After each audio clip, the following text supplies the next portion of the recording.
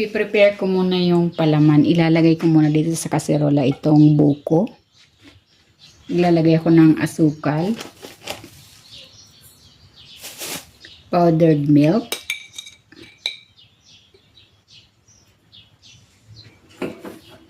then lulutuin ko muna ito.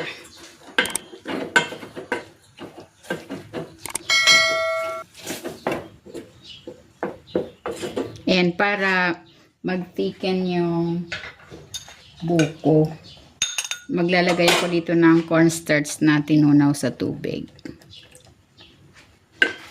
Haluin ko ito hanggang sa maging thick yung consistency nito.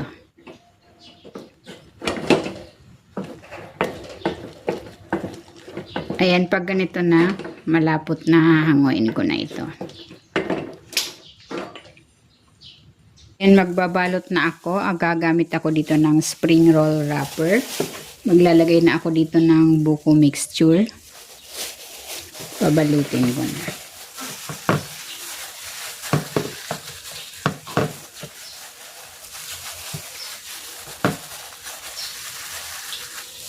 Then nag-prepare ako ng pandikit.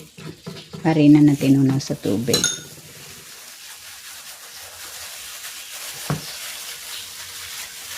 Yan, para sigurado babalutin ko ito ng 2 beses. Dodoblihin ko yung wrapper.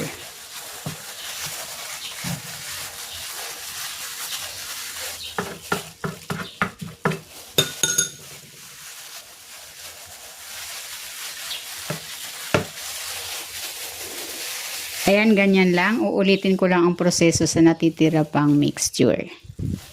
Ayan, nagpainit na ako ng mantika. Magpiprito na ako.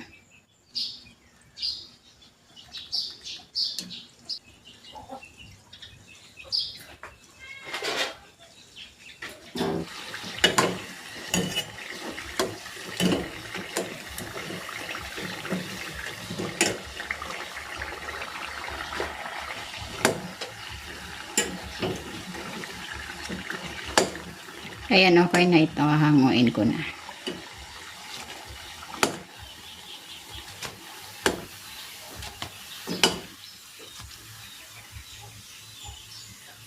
Ito na, ready na itong buko turon.